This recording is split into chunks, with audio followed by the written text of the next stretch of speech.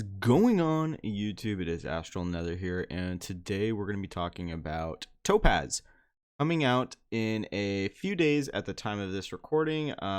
The banner should be dropping on the 27th, I believe, 27th or 26th. But today we're going to be talking about why actually Topaz is probably not worth it. I'm not saying to skip Topaz, go for Zelie or for Zila. I'm just saying that I don't think Topaz is actually going to be a very useful character at the time of this recording. At the time of her release, it is probably going to be a character that you want to get later on down the road, but that's entirely up to you.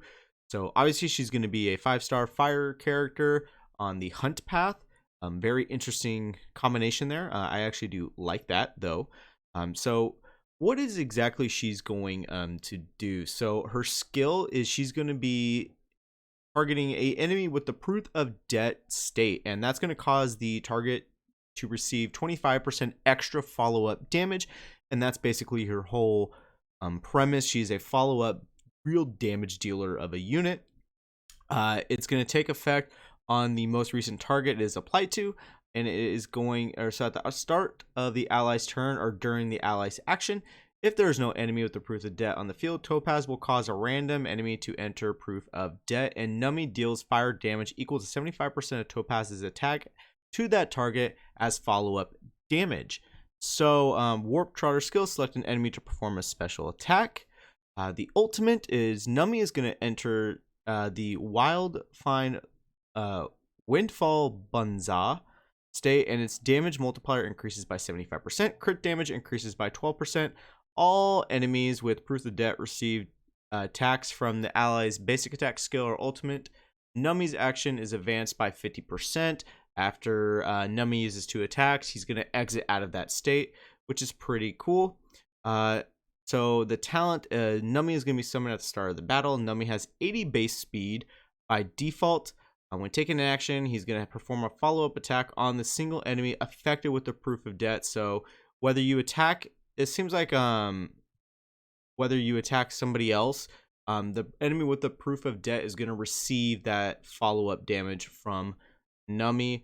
Another thing that right here, actually, I just see that now. So when Topaz is on the overworld, she's gonna summon Nummy, and Nummy's gonna automatically search for basic treasures and trotters in a complete set radius. We don't know that radius as of now.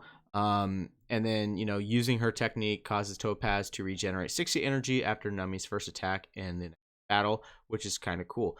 So you also are going to be receiving additional credits when you defeat an enemy in the overworld with Topaz out.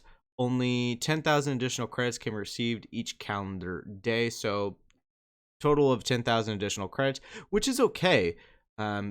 So why am I saying that Topaz isn't that great? Well, first of all, she is a follow-up attacker. We don't have a whole lot of them, and we can't really abuse that because Topaz also increases that little bit of the follow-up damage. And it's just, she's a very, very niche character, I would say.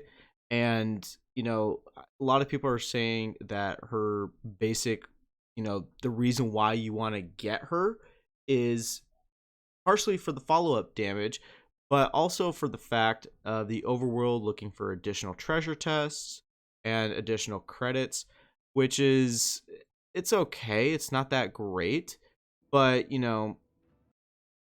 it is kind of just what it is. So as you can see here, you see Nummy with Topaz, and then here in the overworld, I'm sure we're going to see Nummy go for a chest. Nope, we're just going to see Nummy do the additional. So that's what the additional attack looks like, and it's going to be increased by 50% whenever we get a follow-up attack.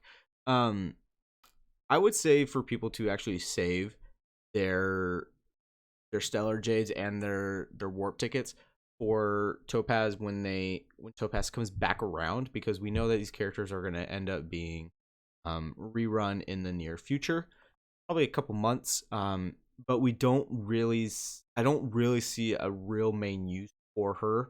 Personally, myself, I'm going to be trying to summon for Sela because A, I don't have her, and B, I don't have a quantum unit whose real damage output is very strong. I have QQ, but he's only E1. So that's just for me personally. Um, if people have Zila and they really, really want Topaz, by all means, go for it. It's your account, someone for whoever you want. But I do think that Topaz is probably an easy skip.